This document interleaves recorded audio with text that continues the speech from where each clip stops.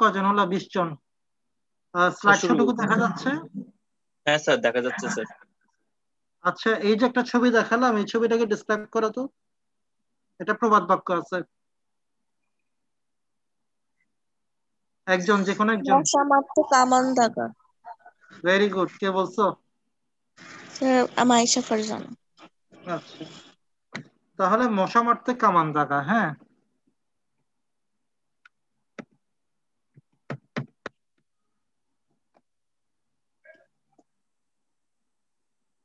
এটাই হচ্ছে গিয়ে হাইপার সেন্সিটিভিটি। এটা খুবই ইম্পর্টেন্ট একটা টপিক তোমাদের জন্য। হাইপার সেন্সিটিভিটি থেকে অনেক কোয়েশ্চেন হয়, ভাইভাতে অবশ্যই জিজ্ঞেস করবে।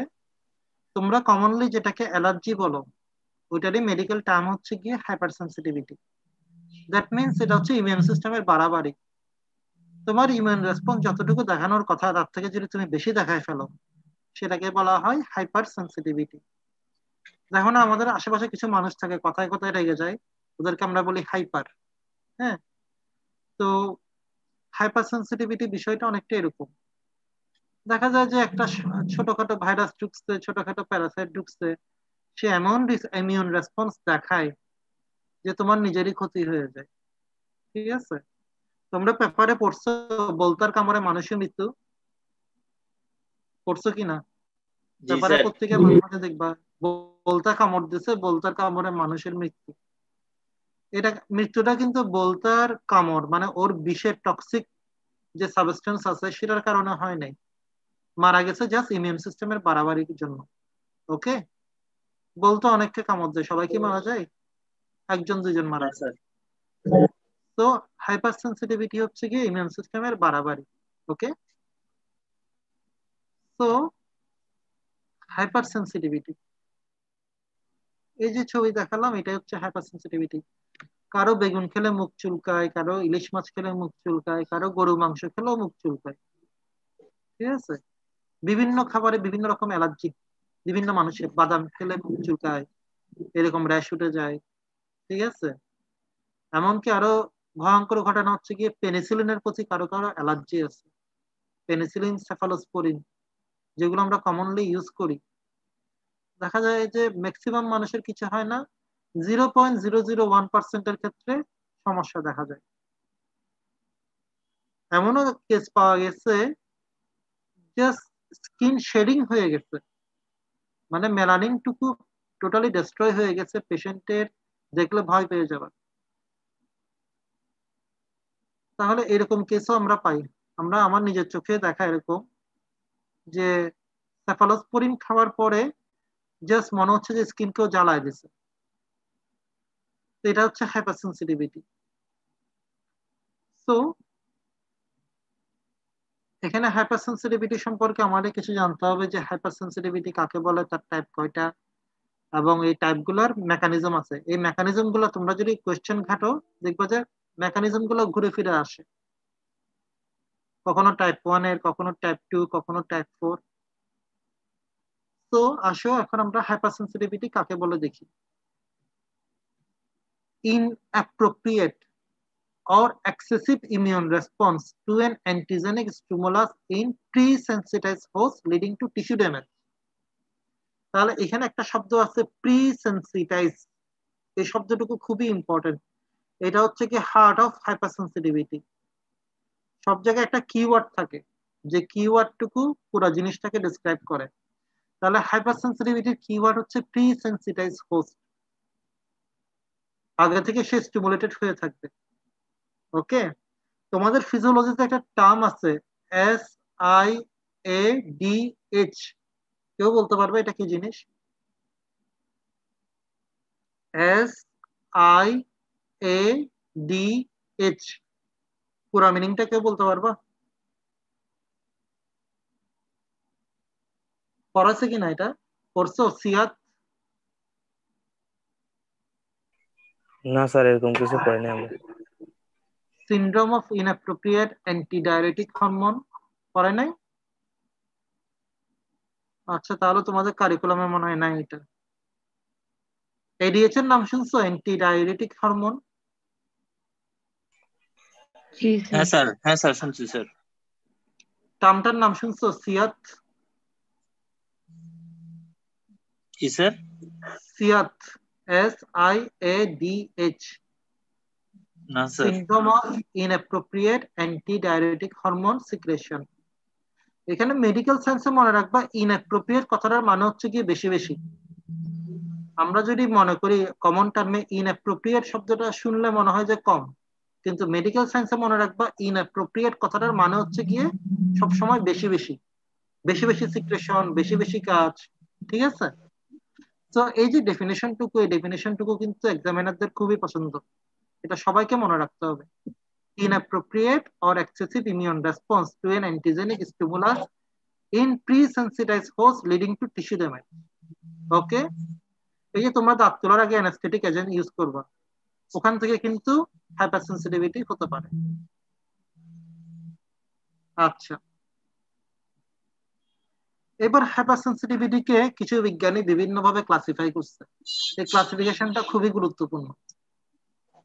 কুমস এবং জেল নামে দুজন বিজ্ঞানী ক্লাসিফাই করছে টাইপ 1, টাইপ 2, টাইপ 3, টাইপ 4, 4 ভাগে। ওকে, টাইপ 1 এর নাম হচ্ছে অ্যানাফাইল্যাকটিক, টাইপ 2 এর নাম হচ্ছে সাইটোটক্সিক, টাইপ 3 এর নাম হচ্ছে ইমিউন কমপ্লেক্স মেডিয়েটেড, আর টাইপ 4 হচ্ছে ডিলেইড। তো আমি ইজি ভাবে মনে রাখার জন্য মনে রাখি অ্যাসিড দিয়ে, ACID, acid. Anaphylactic, cytotoxic, immune complex mediated এবং ডিলেইড। তাহলে পরীক্ষা এক্সামিনার কিন্তু জিজ্ঞেস করে কুমস এন্ড জেল ক্লাসিফিকেশনটুকু বলো, টাইপ 1, টাইপ 2, টাইপ 3, টাইপ 4। কিন্তু অনেক student anaphylactic, cytotoxic, immune complex mediated অথবা ডিলেট এই শব্দটুকু অনেক সময় উচ্চারণ করে না অথবা বলতে ভুলে যায়। তখন এক্সামিনার জিজ্ঞেস করে যে কোনটার কি নাম। আরেকটা কথা মনে রাখবে যে টাইপ 3 ইমিউন কমপ্লেক্স মেডিয়েটেড, এই শব্দটুকু, কমপ্লেক্স শব্দটুকু উচ্চারণ করতে হবে। স্টুডেন্টরা যেটা ভুল করে, আমরা যেটা দেখি সেটা হচ্ছে ইমিউন মেডিয়েটেড বলে ফেলে। ইমিউন মেডিয়েটেড এই শব্দটুকু বলা যাবে না, ইমিউন কমপ্লেক্স মেডিয়েটেড। ঠিক আছে? এখানে যেন কোনো ভুল না হয়। ওকে, আচ্ছা। এরপরে according to onset of action, immediate এবং ডিলেট দুই ভাগে ভাগ করা আছে। প্রথমে কুমসেন জেল, তারপরে according to onset of action, immediate এবং ডিলেট। ইমিডিয়েট হচ্ছে টাইপ 1, 2, 3। প্রথম যে টাইপগুলো পড়লা, অ্যানাফাইল্যাকটিক, সাইটোটক্সিক, ইমিউন কমপ্লেক্স মেডিয়েটেড, এগুলো হচ্ছে ইমিডিয়েট। আর টাইপ 4 যেটা, সেটা হচ্ছে গিয়ে ডিলেট। এখন ইমিডিয়েট এবং ডিলেট বলতে আমরা আসলে কি বুঝাই? কখন ইমিডিয়েট বলবো? Reaction occurs within second to minutes. এই যে কেউ একটা বেগুন ভাজি খেলো, সাথে সাথে মুখ চুলকানি শুরু হলো, এটা হচ্ছে কি immediate. Immediate responses mediated largely by humoral antibodies, এটা একটা পয়েন্ট। এবং আমরা জানি টাইপ 1, 2, 3 এই তিনটা হচ্ছে গিয়ে ইমিডিয়েটের এক্সাম্পল। আর যেটা delayed, reaction is slower in onset, develops within 24 to 48 hours, immune response mediated by cellular response, type 4 is delayed type hypersensitivity reaction। তাহলে ইমিডিয়েটের এক্সাম্পল হচ্ছে টাইপ 1, 2, 3 এবং ডিলেটের এক্সাম্পল হচ্ছে কি টাইপ 4। ইমিডিয়েটটা স্টার্ট হতে সেকেন্ড থেকে মিনিট লাগে, সেকেন্ড থেকে মিনিটের মধ্যে তারা স্টার্ট হয়ে যাবে, কিন্তু ডিলেট যেটা আছে সেটা কমপক্ষে 24 ঘন্টা লাগে হাইপারসেনসিটিভিটি মানে শো করতে।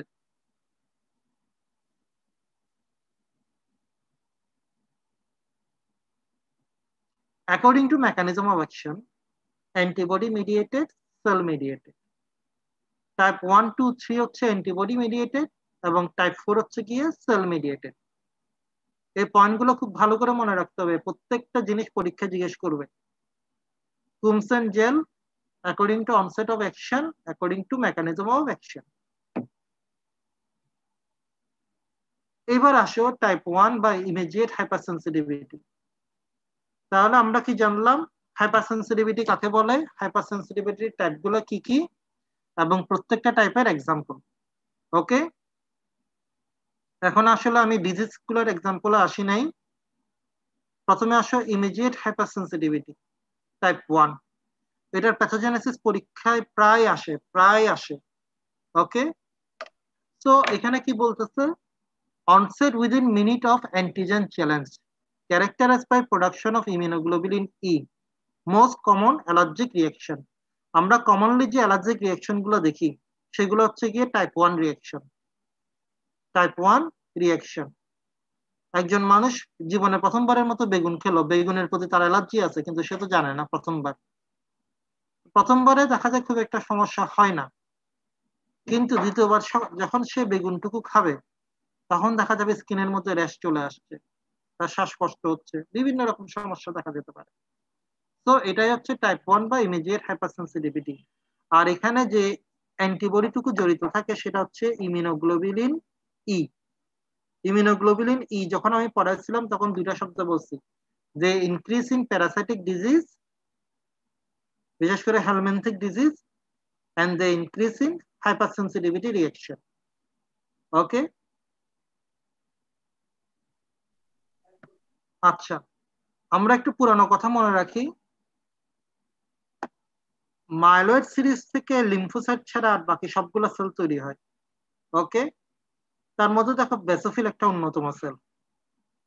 এখন বেসোফিল যখন স্টেপ বাই স্টেপ পরিণত হয়, একটা স্টেপ বেসোফিল প্রোজেনিটর সেল যেটা কিনা বেসোফিলকে তৈরি করে, সেটা কিন্তু একই সাথে মাস্ট সেলকেও তৈরি করে। তো তোমাদেরকে আমি যেটা বলছিলাম, বেসোফিল এবং মাস্ট সেল দে আর কাজিন, তাদের ফাংশন কিন্তু একই রকম। বেসোফিল ব্লাডে থাকে, মাস্ট সেল বিভিন্ন রকম টিস্যুতে থাকে, বিশেষ করে স্মুথ মাসেল গুলোতে থাকে। এটা ডাইজেস্টিভ ট্র্যাক, এটা আসলে পুরো শরীরে ছড়ানো মাস্ট সেলটা। ডাইজেস্টিভ ট্র্যাক, তোমার রেসপিরেটরি ট্র্যাক, যেখানে বলো না কেন, যেখানে কানেকটিভ টিস্যু আছে সব জায়গায় মাস্ট সেল থাকে। তো এই মাস্ট সেলটুকু কিন্তু আমাদের টাইপ 1 হাইপারসেনসিটিভিটির জন্য একটা গুরুত্বপূর্ণ সেল। তোমরা যদি মনে করো আগের পুরানো পড়ার যদি মনে রাখো, তাহলে দেখবো বেসোফিল এবং মাস্ট সেল তারা কিছু কেমিক্যাল মেডিয়েটর রিলিজ করে, লাইক হিস্টামিন, লিকোট্রিন, প্রোস্টাগ্ল্যান্ডিন। এবং এই কেমিক্যাল মেডিয়েটর গুলা ইনফ্লামেশনকে প্রমোট করে। আর ইনফ্লামেশনকে প্রমোট করার সাথে সাথে সে কি করতেছে, ভেসোডাইলেটেশন করতেছে, ক্যাপিলারি পারমিয়াবিলিটি বাড়ায় দিচ্ছে এবং মিউকাসটুকু প্রোডাকশন বেশি বেশি করে করতেছে।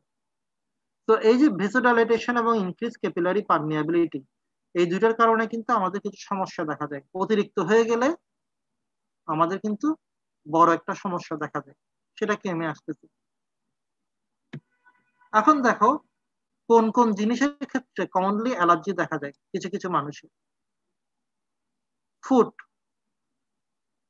বাদাম, ডিম, তারপর পি মানে তো মটরশুঁটি, সি ফুড, তারপর অনেকের মিল্কের ক্ষেত্রে অ্যালার্জি দেখা যায়।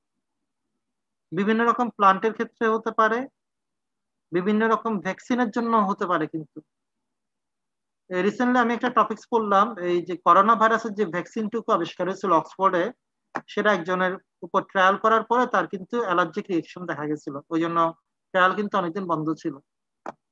তারপর ড্রাগ দেখো, পেনিসিলিন, সালফোনামাইড, লোকাল অ্যানেস্থেটিক। ওই যে তোমাদেরকে বললাম দাঁত ফেলার সময় তোমরা যে অ্যানেস্থেটিক এজেন্ট গুলো ইউজ করো, অনেক সময় এটার কারণেও কিন্তু অ্যালার্জিক রিয়েকশন হতে পারে, এটা খারাপের দিকেও যেতে পারে। তারপর দেখো ইনসেক্ট বাইট প্রোডাক্ট, ওই যে venom of bee, wasp, and, cockroach. তারপর অনেক সময় অ্যানিমেল হেয়ার, বিশেষ করে ঘোড়ার যে লোমগুলো আছে, যারা ঘোড়া লালন পালন করে, ওখান থেকে কিন্তু অনেকে অ্যালার্জিক রিয়েকশন দেখা যায়। তাহলে আমরা আসলে জানি না কোন মানুষ কিসের প্রতি অ্যালার্জিক। ওই জন্য তোমরা যখন মেডিসিন ওয়ার্ডে যাবা তখন কিন্তু একটা কলাম থাকে অ্যালার্জিক রিয়েকশন নিয়ে, যে পেশেন্ট থেকে হিস্ট্রি নিতে হয় যে আপনি কোনো ওষুধ বা কোনো খাবারের প্রতি অ্যালার্জি আছে কিনা। তো ও যদি হিস্ট্রি দেয় যে আমার পেনিসিলিন, সেফালোস্পোরিনের প্রতি অ্যালার্জি আছে, তাহলে তোমাকে কিন্তু ড্রাগ চেঞ্জ করতে হবে। শুধু হিস্ট্রি না নেওয়ার কারণে আমরা দেখছি যে পেশেন্ট কিন্তু জানতো সে সেফালোস্পোরিনের প্রতি হাইপার সেন্সিটিভ, এটা খেলেই তার বিভিন্ন রকম সমস্যা দেখা যায়, কিন্তু ডাক্তার জিজ্ঞেস করে নাই, পেশেন্টও ওভাবে বুঝায় বলতে পারে নাই। সেফালোস্পোরিন দিচ্ছে, এই অ্যালার্জিক রিয়েকশন শুরু হলো, পেশেন্ট মারা যায় অবস্থা। ঠিক আছে? তাহলে যে কোনো ক্ষেত্রে অ্যালার্জিক হিস্ট্রিটুকু নিতে হবে, এটা একটা আলাদা কলামই আছে। ওকে, তাহলে এই যে এক্সাম্পল গুলা, এই এক্সাম্পল গুলা সবাইকে মনে রাখতে হবে। নোটগুলো আমি প্রোভাইড করবো তোমাদেরকে।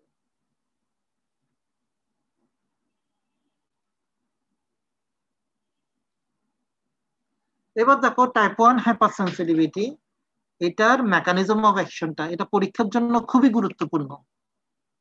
পরীক্ষার জন্য খুবই গুরুত্বপূর্ণ। ম্যাক্সিমাম সময় দেখা যায় টাইপ 1 হাইপার সেন্সিটিভিটি প্যাথোজেনেসিস টুকুই পরীক্ষায় আসে। তো দেখো টাইপ 1 হাইপার সেন্সিটিভিটি, যার আরেকটা নাম হচ্ছে গিয়ে ইমিডিয়েট হাইপার সেন্সিটিভিটি অথবা অ্যানাফাইলেকটিক, সেটাকে আমরা 3 ভাগে ভাগ করছি: sensitisation phase, triggering phase, effector phase. পরীক্ষা কিন্তু এভাবে জিজ্ঞেস করে যে 3টা ফেজ আছে, 3টা ফেজের নাম বলো: সেন্সিটাইজেশন ফেজ, ট্রিগারিং ফেজ এবং ইফেক্টর ফেজ। তাহলে প্রথমে আসো সেন্সিটাইজেশন ফেজ। এখানে কি হচ্ছে? তো এখানে একটা অ্যান্টিজেন প্রবেশ করলে যে আচরণ করে আমাদের বডি তার প্রতি, সেটাই হবে। That means when the antigen enters through a mucosal defense surface, it is taken up, processed and displayed by antigen presenting cell. When presented to helper T cell receptor, the helper T cell become activated. Activated helper T cell produce cytokine, leading to production of immunoglobulin E, and this immunoglobulin E bind to receptor of mast cell, basophil and sensitizing them. এটা হচ্ছে sensitization phase. এখানে কিছু step আমি বাদ দিছি, ইচ্ছা করে বাদ দিছি। যে হেল্পার টি সেলের কাছে প্রেজেন্ট হলো, সে হেল্পার 1 হেল্পার 2 এ ডিফারেন্সিয়েটেড হলো, হেল্পার 2 বি সেলকে স্টিমুলেশন দিল, ইন্টারলিউকিন 4-5 রিলিজ করে, বি সেল প্লাজমা সেলে কনভার্ট হলো, প্লাজমা সেল প্রথমে ইমিউনোগ্লোবুলিন এম তৈরি করে, তারপরে সেখান থেকে ক্লাস সুইচিং এর মাধ্যমে ইমিউনোগ্লোবুলিন ই টুকু তৈরি করে। ঠিক আছে? তো আলটিমেটলি কি হলো? ইমিউনোগ্লোবুলিন ই টুকু তৈরি হলো, এবং ইমিউনোগ্লোবুলিন ই তৈরি হওয়ার পরে সে বেসোফিল এবং মাস্ট সেলের কাছে ইমিউনোগ্লোবুলিন ই এর রিসেপ্টর থাকে, তারা করে কি ওই রিসেপ্টরের সাথে বাইন্ড করে ফেলে। ওকে, এটাকে আমরা বলতেছি সেন্সিটাইজেশন ফেজ। এরপর হচ্ছে ট্রিগারিং ফেজ। এখন দেখো বেসোফিল এবং মাস্ট সেল কিন্তু আগে থেকে সেন্সিটাইজ হয়ে আছে। সেন্সিটাইজ মানে তারা একটু ক্ষেপে আছে, ক্ষিপ্ত হয়ে আছে, কিছু একটা করে ফেলবো, কিছু একটা করে ফেলবো। ওকে, so when second exposure occur by same antigen, they bind to immunoglobulin E attached to mast cell, cause cross linkage of adjacent immunoglobulin E antibody. Cross linkage কথাটার মানে কি সেটা আমি ছবিতে দেখাবো। Then sensitized mast cell triggered to release the content of their granule known as degranulation. তাহলে দেখো আমি তোমাদেরকে ছবিতে দেখাবো এই ফেজটুকু কি কি বোঝাচ্ছে। 3 নম্বর আসো ইফেক্টর ফেজ। এখন ডিগ্রানুলেশন হওয়ার পরে মাস্ট সেল কি করলো? তার কেমিক্যাল মেডিয়েটর গুলো রিলিজ করলো। কেমিক্যাল মেডিয়েটর গুলো রিলিজ হওয়ার পরে 2 রকমের রেসপন্স দেখাবে, একটা হচ্ছে ইমিডিয়েট আর একটা হচ্ছে গিয়ে লেট। ইমিডিয়েট রেসপন্সটুকু কি? Vasodilatation, vascular leakage, smooth muscle spasm. আর লেট ফেজ রিঅ্যাকশনটুকু leucocyte infiltration, epithelial damage, bronchospasm. এই যে ভ্যাসোডাইলেটেশন, ভাস্কুলার লিকেজ এবং ব্রঙ্কোস্পাজম, এই 3টা জিনিস কিন্তু খুব খারাপ জিনিস। এই 3টা জিনিসের কারণে পেশেন্ট মারা যেতে পারে। ঠিক আছে? তো টাইপ 1 রিঅ্যাকশন একটা ছবির মাধ্যমে আমি তোমাদেরকে দেখাই দিচ্ছি। আমেরিকায় কিছু স্টেট আছে যেখানে কিনা প্রচুর মানে গাছপালা থাকে, ওই গাছ স্পেসিফিক একটা ট্রি আছে, এটার নাম আমি ভুলে গেছি। ওই গাছের যে ফুলের রেণুগুলা বাতাসে বিচ্ছিন্ন হয়ে যায়, বিচ্ছিন্ন হয়ে এটা বাতাসে ভাসে।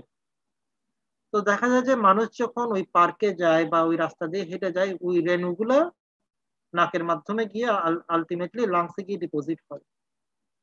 তো কি হয়, ওখানে অ্যালভিওলার ম্যাক্রোফেজ থাকে, সেগুলো কি করে ওই রেণুটাকে এনগালফ করলো, প্রসেস করলো, প্রেজেন্ট করলো হেল্পার টি সেলের কাছে। হেল্পার টি সেল কি করবে? তখন স্টিমুলেটেড হলো B cell, plasma cell, ultimately immunoglobulin E তৈরি হলো। ওকে, এই ইমিউনোগ্লোবুলিন ই টুকু কি করলো, বেসোফিল এবং মাস্ট সেলের কাছে রিসেপ্টর থাকে ইমিউনোগ্লোবুলিন ই এর, ওই রিসেপ্টরের সাথে বাইন্ড করলো ইমিউনোগ্লোবুলিন ই। ঠিক আছে, তারা কি করলো, সেন্সিটাইজ করলো। বেসোফিল এবং মাস্ট সেলের কাছে গ্র্যানুল থাকে, আর গ্র্যানুলের মধ্যে কেমিক্যাল মেডিয়েটর গুলো জমা থাকে। ওকে, তো এখন তারা সেন্সিটাইজ হলো, কথাটার মানে হচ্ছে গিয়ে তারা মানে এখনই চাই যে কেমিক্যাল মেডিয়েটর গুলো রিলিজ করে দেবে, এই রিলিজ করব, এই রিলিজ করব, যদি একটু স্টিমুলেশন পাই কেমিক্যাল মেডিয়েটর গুলো রিলিজ করে দেবে। ভবিষ্যতে ওই মানুষটা কি করলো, একই পার্কে আবার গেল বা একই রাস্তা দিয়ে আবার হেঁটে গেল, ফুলের রেণুগুলো আবার প্রবেশ করলো, তখন কি হবে, এই ফুলের রেণুটা ইমিউনোগ্লোবুলিন ই এর সাথে বাইন্ড করবে। এখন দেখো এই বাইন্ডিং যেটা হবে এটা একটা স্পেসিফিক প্যাটার্নে হয়।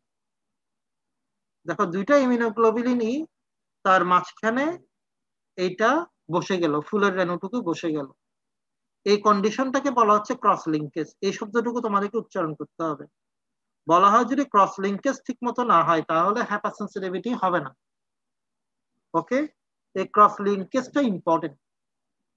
তো এই ক্রস লিঙ্কেজ হওয়ার পরে কি হলো, বেসোফিল বিশেষ করে মাস্ট সেল সে ডিগ্রেনুলেশন করলো, তার কেমিক্যাল মেডিয়েটর গুলো গ্রেনুল থেকে বের হয়ে গেল, এটাকে বলা হচ্ছে ডিগ্রেনুলেশন। তাহলে হিস্টামিন, লিউকোট্রিন, প্রোস্টাগ্ল্যান্ডিন আরো অনেক কিছু আছে, সেগুলো রিলিজ হলো। রিলিজ হওয়ার পরে ইফেক্টর ফেজ, রিলিজ হওয়ার পরে ইফেক্টর ফেজ, আর ইফেক্টর ফেজের ফলশ্রুতিতে কি হয়ে গেল, vascular leakage, ভ্যাসোডাইলেটেশন, vascular leakage, bronchospasm, এর পাশাপাশি ইন্টেস্টিনাল মোটিলিটি বেড়ে যেতে পারে। ঠিক আছে, তো তোমরা তো জানো ভ্যাসোডাইলেটেশন হয়ে গেলে ব্লাড প্রেশার কমবে নাকি বাড়বে বলো তো, একজন বলো। কার্ডিওভাস্কুলার কমবে সিস্টেম তো পড়ছো, কমবে স্যার। কমবে ব্লাড প্রেশার কমবে। আর ভাস্কুলার লিকেজ হলে মানে ইনক্রিজ ক্যাপিলারি পারমিয়াবিলিটি হলে ব্লাড প্রেশার পারবে না, ওই ক্ষেত্রে এটা তো কমবে। কমবে স্যার। একটা হচ্ছে কি তোমার ভ্যাসোডাইলেটেশন হচ্ছে মানে ব্লাড ভেসেল কি হলো, চওড়া হয়ে গেল, তাহলে ব্লাড কি আর প্রেশার দিতে পারবে? ব্লাড প্রেশারে তো ডেফিনেশনে আছে ভাস্কুলার ওয়ারে সে কি দেবে, চাপ দেবে। ঠিক আছে, এখন এটা ভেসো ডাইলেটেশন হয়ে গেল, তাহলে এরকম চাপ কি আর দিতে পারবে? পারবে না। না স্যার। আবার কি হলো, ইনক্রিজ ক্যাপিলারি পারমিয়াবিলিটি, তাহলে ক্যাপিলারি থেকে পারমিয়াবিলিটি, তোমরা জানো তো ব্লাড ভেসেলের মধ্যে কিন্তু ছোট ছোট পোর থাকে, যখন ভেসোডাইলেটেশন হয় পোর গুলা, এই যে ছোট ছোট ছিদ্রগুলা কি হয়, একটু চওড়া হয়ে যায়, তাহলে ওখান থেকে তোমার ব্লাডের যে ফ্লুইড পোর্শনটুকু আছে সেটা লিকেজ হয়, মানে প্লাজমা গুলা লিকেজ হয়ে যায়। ওকে, তাহলে ব্লাড প্রেশারটুকু আরো কমে গেল। আর এর কারণে যেটা হবে তোমার এন্ড অর্গান, ব্রেন, কিডনি, ওগুলাতে ব্লাড সার্কুলেশনটুকু হ্যাম্পার হবে।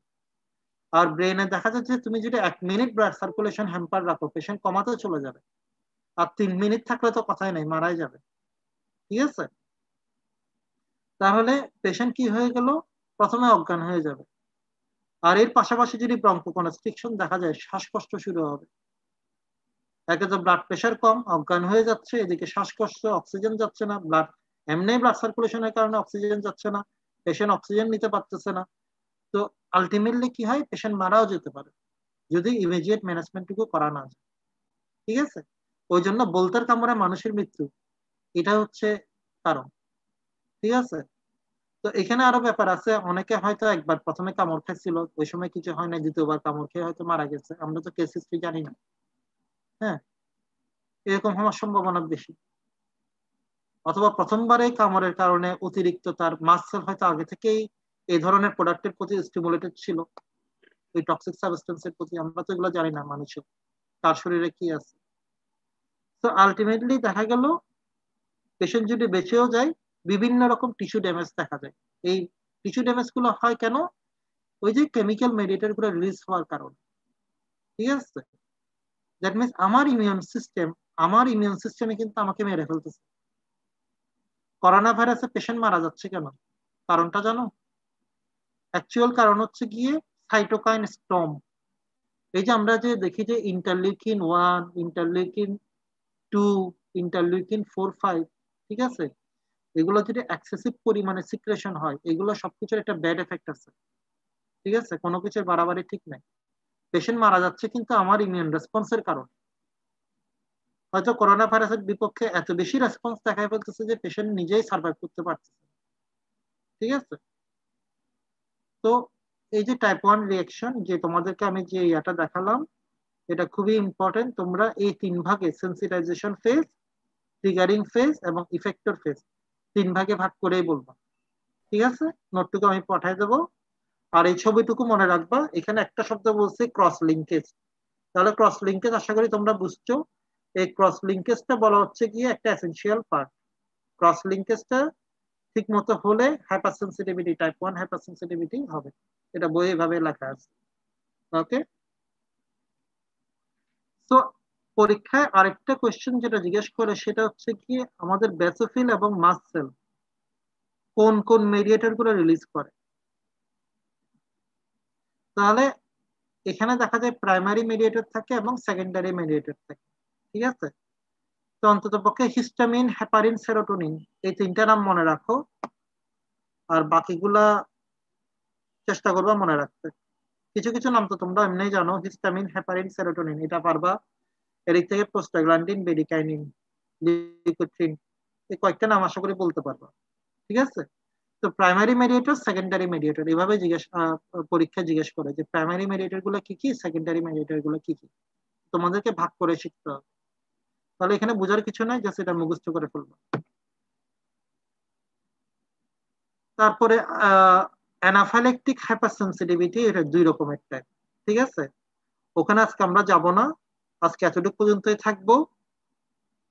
তাহলে আমরা যেটা পড়লাম, হাইপারসেনসিটিভিটি কাকে বলে এবং হাইপারসেনসিটিভিটিকে আমরা কয় ভাগে ভাগ করছি। ঠিক আছে, Coombs-jail, according to onset of action, according to mechanism of action। তাহলে ইমিডিয়েট বা টাইপ 1 বা অ্যানাফাইল্যাকটিক হাইপারসেনসিটিভিটির সাথে ইমিউনোগ্লোবুলিন ই জড়িত। ওকে, আর কোন কোন খাবার বা প্রোডাক্টের জন্য টাইপ 1 হাইপারসেনসিটিভিটি হয়ে থাকে সেটার একটা এক্সাম্পল দিয়ে দিচ্ছি, এক্সাম্পল গুলো মনে রাখতে হবে। তারপরে টাইপ 1 হাইপারসেনসিটিভিটির মেকানিজম অফ অ্যাকশন 3টা ফেজে ভাগ করছি।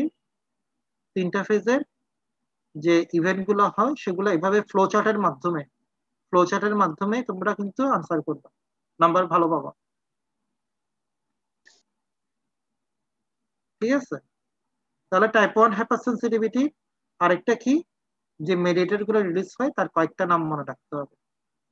ওকে, এগুলা কিন্তু প্রত্যেকটা পয়েন্ট, বিশেষ করে টাইপ 1 হাইপারসেনসিটিভিটি যা পড়াবো প্রত্যেকটা জিনিস পরীক্ষায় আসছে। প্রত্যেকটা জিনিস, বিশেষ করে টাইপ 1 হাইপারসেনসিটিভিটি নিয়ে কোয়েশ্চেনটুকু বেশি হয়।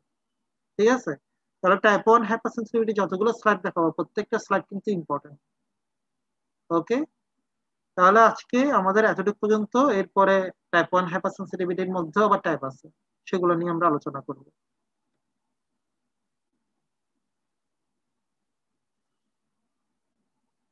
ওকে, আমাদের 3 মিনিট সময় আছে, এর মধ্যে একটু কেটে যাবে, কেটে গেলে আবার এন্টার করব। Okay, okay sir.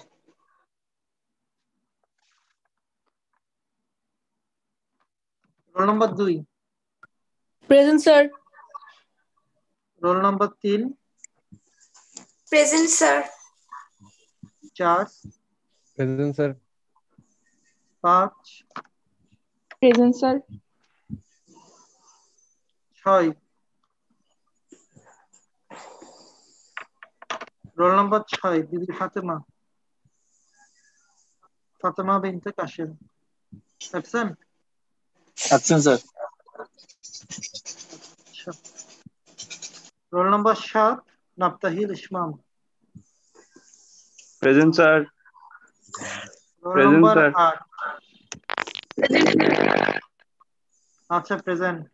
10, roll number Present, sir. 10, Present, sir. আচ্ছা 11 তো present. 12, Sumaiya. Yes, sir.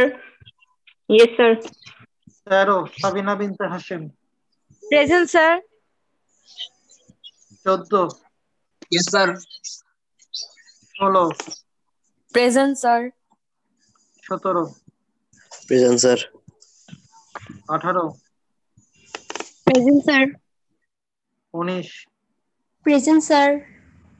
20, Present, sir. 21, Yes, sir. 22, Present, sir. 23, Present, sir.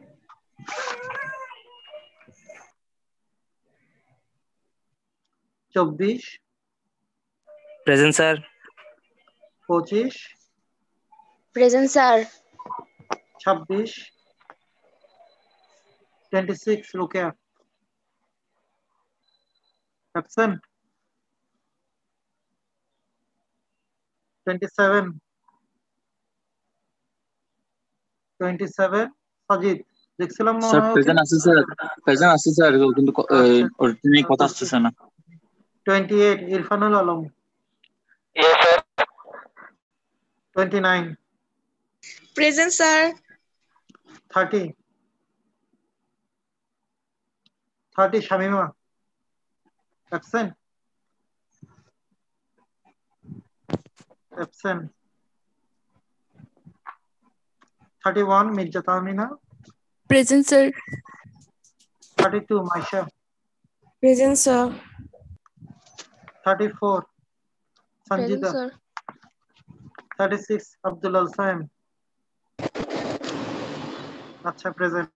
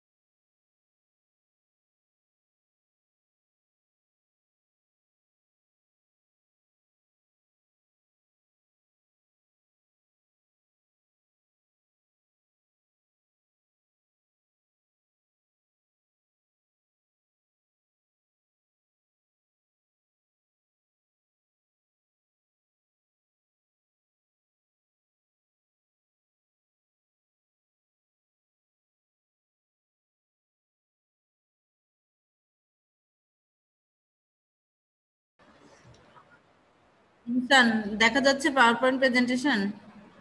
Yes ma'am, দেখা যাচ্ছে ম্যাম। ঠিক আছে।